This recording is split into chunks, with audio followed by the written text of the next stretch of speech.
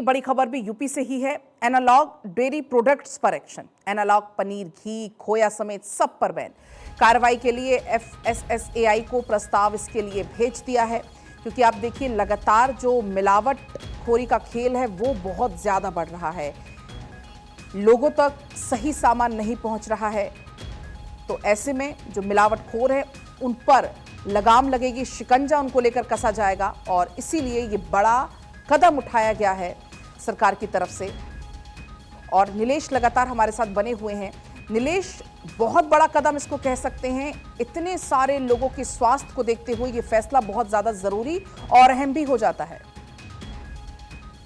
दूध और दुग्ध उत्पादों में मिलावट के खिलाफ सरकार पहले से ही सख्त रही। और अभी की अगर हम बात करें तो उत्तर प्रदेश और देश भर में जो है त्योहारों का मौसम शुरू हो गया है। ऐसे में दूध, पनीर, खोआ, घी, छेना, क्रीम, इनकी डिमांड बढ़ी है। तो ऐसे में सरकार नहीं चाहती है कि जनता के स्वास्थ्य के साथ खिलवाड़ हो, इसलिए जो है मिलावटी उत्पादों पर पूरी तरीके से बैन लगा दिया गया है। खाद्य सुरक्षा एवं औषध प्रशासन ने मिलावट के खिलाफ जीरो टॉलरेंस की नीति के तहत आदेश जारी किया। दुग्ध उत्पादों में हानिकारक रसायन और विजातीय वसा पाए जाने पर तत्काल कार्रवाई की जाती है। किसी डेयरी के उत्पादन की इकाई में अगर हानिकारक रसायन या वित्तीय वसा पाया जाने पर वहां मौजूद समस्त दुग्ध उत्पादों को जब्त कर नष्ट करने की कार्रवाई करने के निर्देश दिए गए हैं।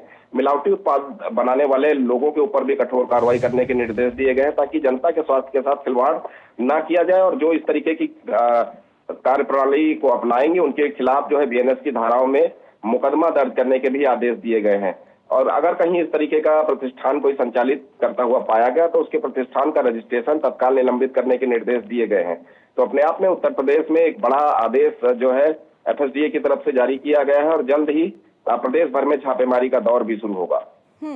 और ये बहुत जरूरी भी है, क्योंकि अब नीलेश त्योहारों का सीजन बहुत नजदीक है। ऐसे में जो मिलावटखोर होते हैं वो और ज्यादा एक्टिव हो जाते हैं, लोगों की सेहत से खिलवाड़ करने लग जाते हैं। हमने देखा कि महाराष्ट्र में बैक टू बैक ऐसी कई सारी कार्रवाई हो रही हैं। और अब यहाँ पर अगर ऐसे सख्त कदम उठाए जाएंगे तो मिलावट करने के पहले कोई 100 बार सोचेगा। देखिए, बिल्कुल अगर हम उत्तर प्रदेश की बात करें तो उत्तर प्रदेश में भी सख्त निर्णय लिया गया है और साफ तौर पर कहा गया है कि चाहे वो खोया व्यापारी हो या डेयरी संचालक हो, बेकरी संचालक हो, ऐसे में अगर उनके यहाँ कोई मिलावटी सामान दूध से उत्पादन करके बनाया गया होगा तो ऐसे में उनका तुरंत लाइसेंस निरस्त करने के निर्देश दिए गए। बीएनएस के धाराओं में मुकदमा दर्ज करने के निर्देश दिए गए हैं। और कार्रवाई सिर्फ निर्माता तक सीमित नहीं होगी, प्रतिबंधित ब्रांड की बिक्री पर भी प्रदेश व्यापी रोक लगाई जाएगी।